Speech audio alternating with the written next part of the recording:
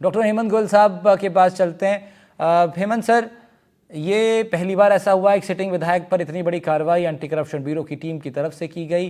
इसका एक बड़ा असर तो पड़ा ही है, क्योंकि कहा जा रहा है कि बीएपी की छवि इससे धूमिल हुई है। और इससे पहले हेमंत गोयल साहब से सवाल पूछूं, जितेंद्र मीणा भी जुड़ गए हमारे साथ, राष्ट्रीय प्रवक्ता हैं बीएपी के। स्वागत है जितेंद्र भाई आपका। हेमंत गोयल साहब और कृष्ण कुमार जानू जी इस पैनल पर हैं। जानू जी बीजेपी से हैं और हेमंत गोयल साहब राजनीतिक विश्लेषक के नाते से हैं। हेमंत जी से सवाल पूछ रहा हूँ।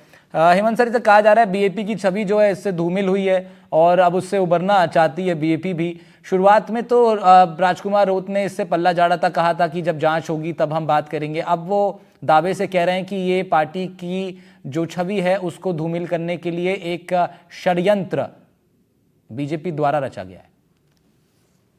देखिए राहुल जी, बीएपी पार्टी ने जिस तेजी से अपना पॉलिटिकल ग्राफ बढ़ाया, राजकुमार रोत जिस तरह से एक राष्ट्रीय स्तर पर आदिवासी नेता बनने के लिए चाह रहे थे, वो इसके लिए बहुत बड़ा नुकसान साबित हुआ है। आज राजस्थान विधानसभा में 4 विधायक बीएपी पार्टी के हैं और राज्य पार्टी का दर्जा इनको मिल चुका है। ये बहुत बड़ी बात है। मतलब राजस्थान विधानसभा में कांग्रेस और बीजेपी के बाद तीसरी ऐसी पार्टी है जिसके 4 विधायक राजस्थान विधानसभा में है और राज्य पार्टी का दर्जा इनको मिला है।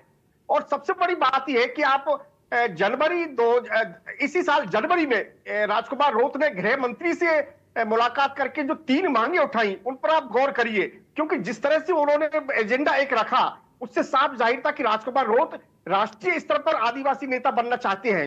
उन्होंने कहा कि गुजरात, राजस्थान, महाराष्ट्र और मध्य प्रदेश के कुछ हिस्सों को मिलाकर अलग से भील प्रदेश की स्थापना की जाए। एक तो ये था। दूसरा ये था कि सिख रेजिमेंट, जाट रेजिमेंट की तर्ज पर आदिवासी रेजिमेंट शुरू की जाए। और तीसरी मांग उनकी ये थी कि झारखंड और छत्तीसगढ़ में जमीन अधिग्रहण के नाम पर आदिवासी लोगों को बेवजह परेशान किया जा रहा है। तो जिस तरह से उन्होंने मांग रखी गृह मंत्री के सामने, एक एजेंडा जो उन्होंने चलाया, उससे साफ जाहिर था कि राजकुमार रोत राष्ट्रीय स्तर पर अपनी छवि को स्थापित करना चाहते थे। और अब देखिए ना कि 2023 के विधानसभा चुनावों में उनके विधायक विधानसभा पहुंचे। उसके बाद राजकुमार रोत ने इस्तीफा दिया, वो सांसद बने और 2 विधायक उनके उपचुनावों में जीते। तो एक बड़ी पार्टी वो राजस्थान में बनी। लेकिन जिस तरह से जयकृष्ण पटेल रंगे हाथ गिरफ्तार हुए, वो पकड़ में आए और जिस तरह से उन्होंने कोई आम व्यक्ति को नहीं उन्होंने धमकाया, वो रामनिवास मीणा जो पूर्वी राजस्थान के बहुत बड़े दिग्गज नेता है, पानी वाले बाबा के नाम से विख्यात है, टोड़ा भीम से भाजपा के टिकट पर उन्होंने चुनाव लड़ा और कांग्रेस के घनश्याम मेहर से वो पराजित हुए। उनकी कंपनी से वो उनको ब्लैकमेल करके उनसे पैसा मांग रहे थे।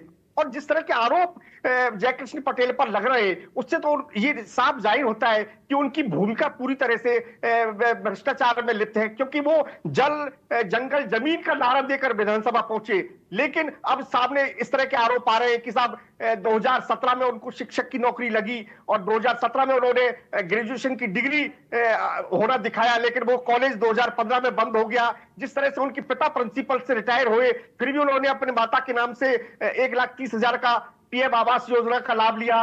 उन्होंने दोनों बार 2023 के चुनाव में, 2024 के चुनाव में जो फॉर्म भरा इलेक्शन में, उन्होंने अपने आप को कुआरा बताया, लेकिन फिर भी उन्होंने किसी डिंपल नाम की महिला के नाम से 1,30,000 पीएम आवास योजना के नाम पर लाभ लिया। तो जिस तरह की बात उनकी पृष्ठभूमि सामने आ रही है, जिस तरह का उनका सामने आ रहा है, उस तरह से तो राजकुमार रोत को बहुत भारी धक्का एक लगा है। भले ही बीजेपी के लोग पोस्टर वार नहीं चलाएं, पोस्टर नहीं लगाएं, लेकिन वो जिस तरह की सामने चीजें आई है, जिस तरह की वीडियो उनके सामने आए, ऑडियो उनके सामने आए, जिस तरह से वो सारी चीजें सामने आई, उससे तो बहुत बड़ा धक्का राजकुमार रोत को लगा है। जिस तेजी से पॉलिटिकल ग्राफ इस पार्टी का बढ़ा, उसी तेजी से आप देखिए आने वाले टाइम में इस पार्टी का पॉलिटिकल ग्राफ नीचे भी गिरता हुआ आपको नजर आएगा।